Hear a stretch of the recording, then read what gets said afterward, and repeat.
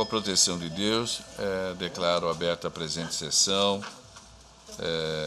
Um bom dia aos meus pares, ao digno Procurador Regional Eleitoral, o signo advogado aqui presente e servidores da casa. Pergunto aos meus colegas se há algum apontamento a se fazer quanto à ata da sessão pretérita. Não havendo, declaro aprovada.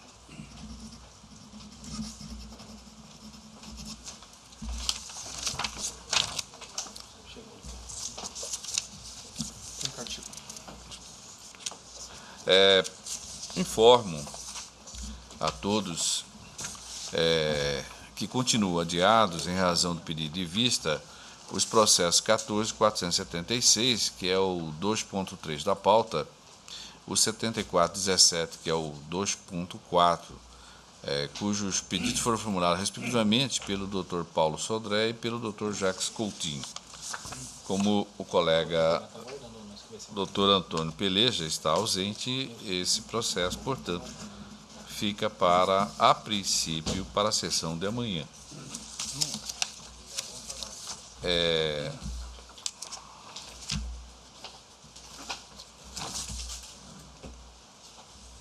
2.1 e o 2.2 da pauta são aqueles processos que eu falei. Sim, não tem problema. Na continuação do julgamento, em mesa, portanto, o 2.1, que encontra-se com pedido de vista, continuação em julgamento, é um recurso eleitoral, representação, pesquisa eleitoral, divulgação da mesma, fraudulenta de Rondonópolis. Argemiro José Ferreira de Souza é o requerente e o recorrente e o recorrido é a coligação seguindo em frente. Esse processo da relatoria do Dr. Ricardo Gomes de Almeida, que no mérito negou o provimento ao recurso. A doutora Vanessa acompanhou o relator, da mesma forma o fez o doutor Antônio Peleja, como a desembargadora Nilza. O doutor Marcos Faleira acompanhou também o relator. Nisso pediu vista o doutor Ulisses Rabanelli, que está com a palavra. Senhor presidente, eminentes pares, em rápidas linhas, estou dizendo que eu pedi vista dos autos para melhor análise da matéria, já que é diferente do que concluiu o relator.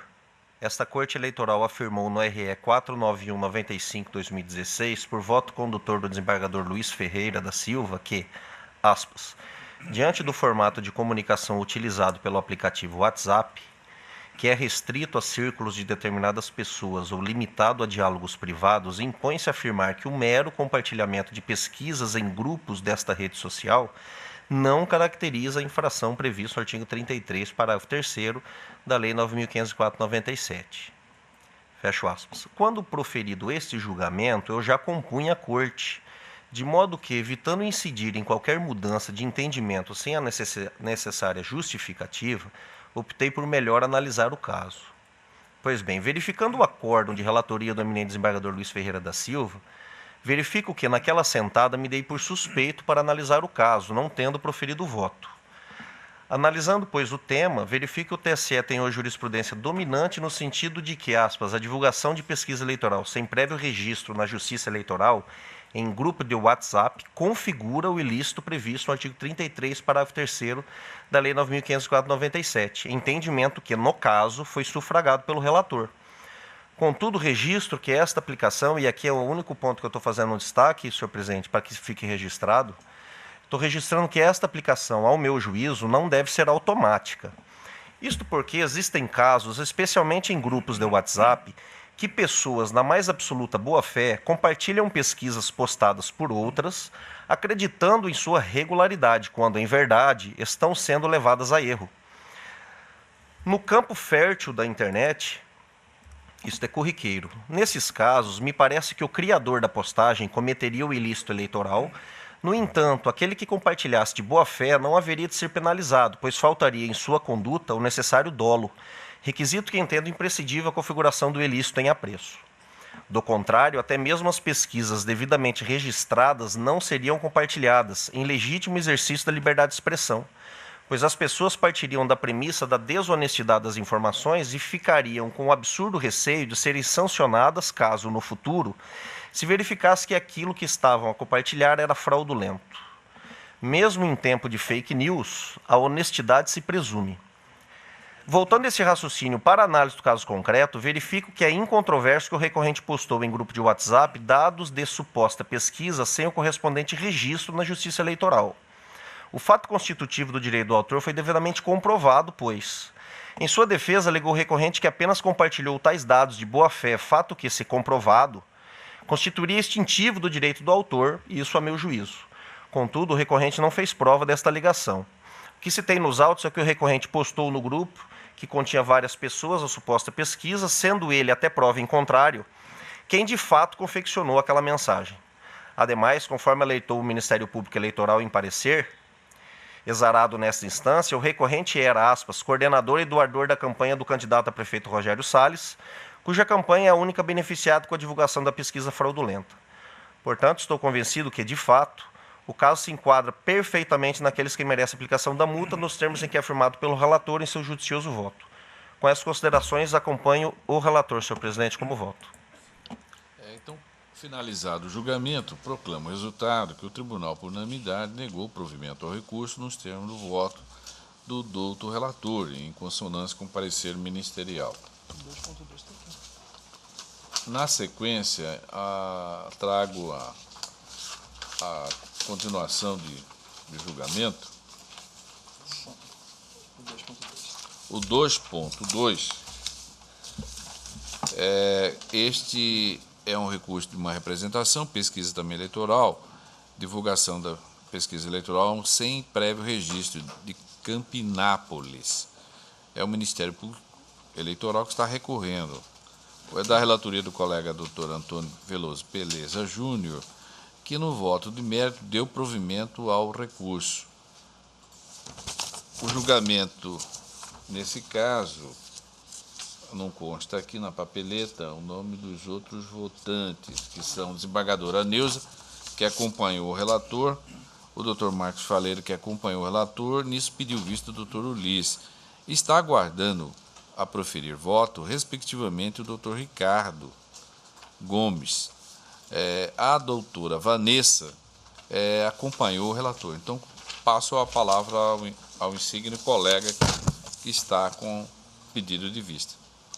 Presidente, meus pares, a situação é idêntica do caso anterior. E aqui eu estou destacando que é incontroverso que o recorrido, o Elisley Gomes Guimarães, postou em grupo de WhatsApp dados de suposta pesquisa sem o correspondente registro. Este é o fato constitutivo do direito do autor, isso está devidamente provado. Em sua defesa, alegou o recorrido que, aspas, não teve qualquer intenção de tornar pública a indigitada pesquisa, fecha aspas, sem, no entanto, esclarecer qual teria sido sua real intenção. Afirmou ainda o Elisley Gomes Guimarães, em sua defesa, que a postagem pode ter ocorrido de forma contrária à sua vontade, por um erro no manuseio do aparelho celular. Quanto a este argumento, não se vê da prova carreada aos autos qualquer retratação do recorrido quanto à postagem, visto que, se é certo que pode ocorrer de se divulgar em um grupo mensagem de forma equivocada, certo é também que, quando isso ocorre, rapidamente o equívoco é desfeito com uma mensagem de retratação do seu autor. O que se tem nos autos é que o recorrido Elisley Gomes Guimarães postou no grupo que continha várias pessoas a suposta pesquisa, sendo ele, até prova em contrário, quem de fato confeccionou aquela mensagem. Por fim, quanto à coligação Campinápolis para Todos, Maria Madalena, Valadão e Milvan Jacinto Campos, também representados, não restou demonstrado qualquer conduta ou anuência dos mesmos quanto à conduta de Elisley Gomes Guimarães. Foi exatamente por esta razão que tanto o MPE em primeiro e segundo grau, quanto o relator isentaram-nos de responsabilidade. Portanto, estou convencido que, de fato, o caso se enquadra perfeitamente naquelas hipóteses que merecem multa, em relação ao representado que fez a postagem, o Elisley Gomes Guimarães. Com essas considerações, também estou acompanhando o relator, senhor presidente. Como vota o doutor Ricardo, que está aguardando o pedido de vista, acompanha também o relator. Então, proclamo o resultado, a exemplo do que se ocorrera no anterior, a unanimidade foi dado provimento ao recurso nos termos, perdão, É o contrário. lá é o contrário, foi dado provimento ao recurso nos termos do voto do doutor relator em consonância com o parecer ministerial. Aqui é o 2.5, embargo de declaração com efeito infringente, recurso eleitoral, prestação de contas de candidato cargo vereador de Rondonópolis. Tiago Silva Rodrigues que é o embargante. A parte embargada é o Ministério Público Eleitoral. Não foi colhido parecer e este processo é da relatoria do colega Dr. Ricardo Gomes de Almeida, que está com a palavra. Obrigado, senhor presidente. Trata-se de embargos de declaração oposto por Tiago Silva Rodrigues Rocha contra o acordo 26362, que em sessão plenária de 28/9/2017, à unanimidade, negou o provimento ao recurso interposto. O referido acórdão ficou assim ementado. E eu peço vênia aqui para deixar de lê-lo, mas está na íntegra a ementa transcrita a Vossas Excelências. O recurso foi desprovido e as contas desaprovadas, né? O embargante alega que houve contradição no acordo embargado, haja vista que trouxe no recurso eleitoral o extrato bancário final de sua conta eleitoral, conforme demonstra em folhas 37, prova hábil a comprovar e sanar a irregularidade apontada na decisão recorrida. Aduz ainda que o valor cobrado de R$ 69,50 foi em decorrência de um erro no sistema bancário, o que, no seu sentir, não deve impor a desaprovação das presentes contas. Requer ao final o provimento dos embargos com efeitos infringentes, aprovando-se as suas contas de campanha do pleito de 2016. A douta Procuradoria Regional Eleitoral devolveu os autos sem manifestação acerca das razões dos embargos, destacando que, quando da emissão de parecer no recurso eleitoral interposto pelo embargante, se manifestou sobre os vícios ora apontados ao relatório, senhor presidente. Posso, né?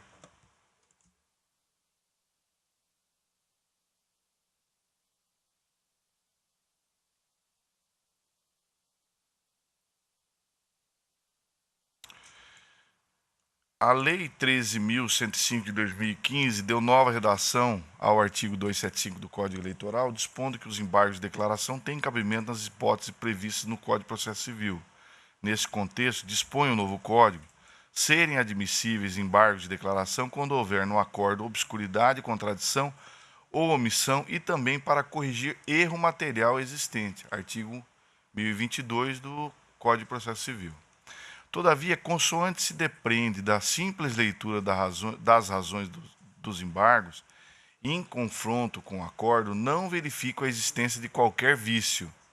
Isso porque, ao contrário que sustenta o embargante, a decisão combatida enfrentou plenamente todas as questões que afirma restar contraditórias. Ademais, vejo que a sequência das exposições do embargante revelam verdadeira rediscussão dos documentos apresentados nos autos que embasaram o julgamento, ao afirmar categoricamente que, abro aspas, não deixou de apresentar o extrato bancário final de sua conta eleitoral, conforme demonstra em folhas 37, fecho aspas. De fato, as folhas 37 foi apresentado um extrato simplificado para o período de 18/8/2016 a 30/9/2016, o que não passou despercebido por esse julgador ao manter a sua desaprovação, pois o referido extrato encontra-se em desacordo com o que dispõe a legislação e não contemplam todo o período de campanha. E aqui eu colaciono o trecho do acórdão, no caso, aonde enfrentou devidamente a matéria. Quanto às justificativas ora apresentadas na tentativa de suprir a irregularidade apontada no valor de R$ 69,50, deixo de analisá-las, pois apresentadas somente quando da interposição dos presentes embargos. E eu também aqui cito o trecho do acordo. Como se percebe, não há que se falar em contradição na decisão recorrida, que exaustivamente analisou os pontos rechaçados, tendo o embargante suscitado questão expressamente manifestada no acordo, como se extrai do voto condutor, o que evidencia a desnecessidade de quaisquer reparos. Cito um precedente do Tribunal Superior Eleitoral e, ante o exposto, senhor presidente, eu estou conhecendo, mas rejeitando os presentes embargos. É como voto. Algum voto divergente do eminente colega que está rejeitando os embargos? Se não há nenhuma divergência, eu proclamo o resultado que a unanimidade rejeitou os embargos de declaração nos termos do voto do relator.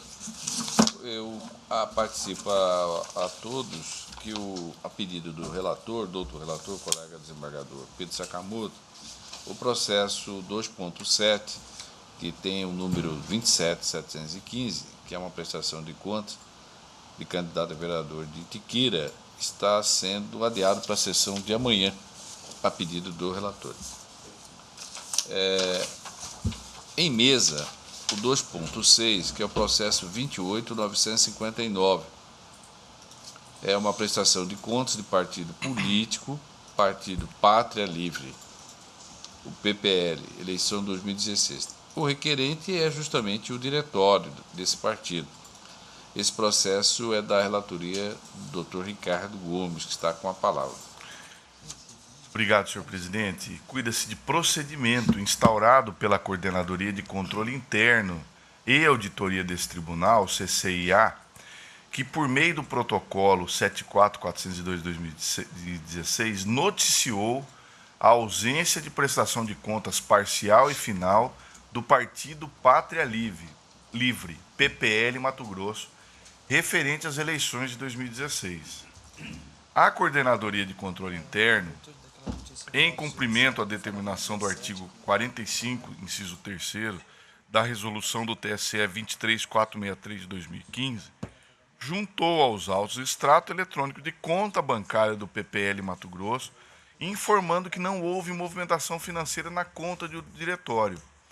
Por fim, a unidade técnica afirmou não ser possível concluir de forma segura se houve ou não recebimentos de recursos do fundo partidário ou de fontes vedadas ou origem não identificada, tendo em vista a não apresentação das contas na forma prescrita pela legislação vigente.